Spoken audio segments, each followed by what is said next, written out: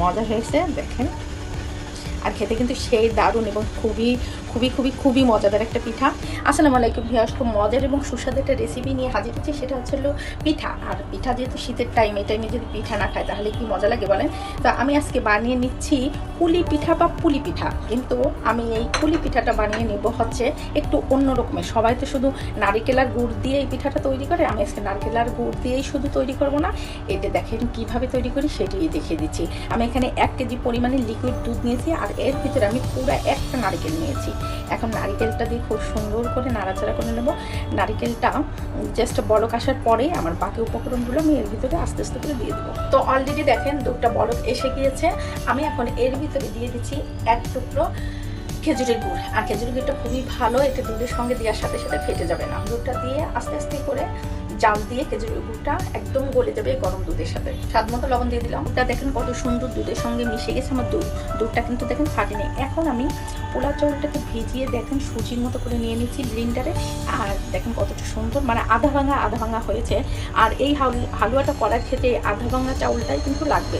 এখন আমি গুলিয়ে আমি এখন এই নারকেল আর দুধের ভিতরে দিয়ে দিচ্ছি। এই কিন্তু নাড়া দিতে হবে, নাহলে পরে কিন্তু দলা পাকিয়ে যাবে। দেখবেন যে একটা গাঢ় একটা ভাব চলে আসবে, আর আঠালো কিন্তু একটা ভাব আসবে। তো এই পর্যায়ে কিন্তু খুবই ঘন নাড়া দিতে হবে। জালটা কিন্তু একদম লো স্পিডে রেখে দিতে হবে। পর্যায়ে আমি এলাচের গুঁড়ি দিয়ে দিচ্ছি। আপনার চাইলে আস্তা গরম মশলাটাও দিয়ে দিতে পারেন। আর একটু গুড় লেগেছিল, আমি আর একটু গুড় এর ভিতর দিয়ে দিচ্ছি। হালুয়াটা তৈরি করতে কিন্তু বেশি টাইম লাগে না, একদম শর্ট টাইমে কিন্তু হালুয়াটা তৈরি হয়ে যায়। তো ভিউয়ার্স, হালুয়াটা রেডি। দেখেন একদম আঠালো হয়ে গেছে। আর নামায় রাখলে আরও আঠালো হয়ে যায়। এই পিঠার ডোটা তৈরি করার জন্য চুলায় 3 কাপ পানি নিয়েছি আর স্বাদ মতো লবণটাকে নিয়েছি। এখানে আমি শুকনো চাউলের গুঁড়ি নিয়েছি 2.5 কাপ পরিমাণে। এরপর যে জালটাকে একদম কমিয়ে দিয়েছি। এখন আস্তে আস্তে করে গুঁড়িটাকে আমি পানির সাথে মিক্সড করে নিয়েছি। আপনারা চাইলে ঢেকেও দিতে পারেন, তাতে কোনো সমস্যা নেই।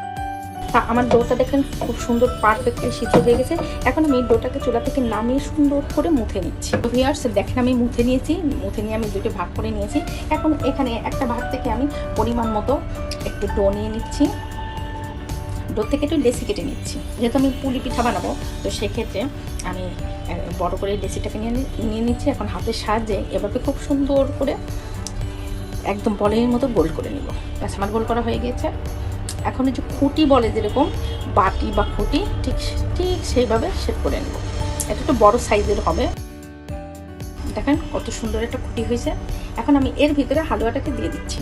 এই যে হালুয়াটা আমি রান্না করে রেখে দিয়েছিলাম একদম পুরো ঠান্ডা হয়ে গেছে। আর এই দেখেন কতটা টাইট ফিট হয়ে গেছে। এর থেকে আমি কিছু পরিমাণে হালুয়াটাকে উঠিয়ে নিচ্ছি।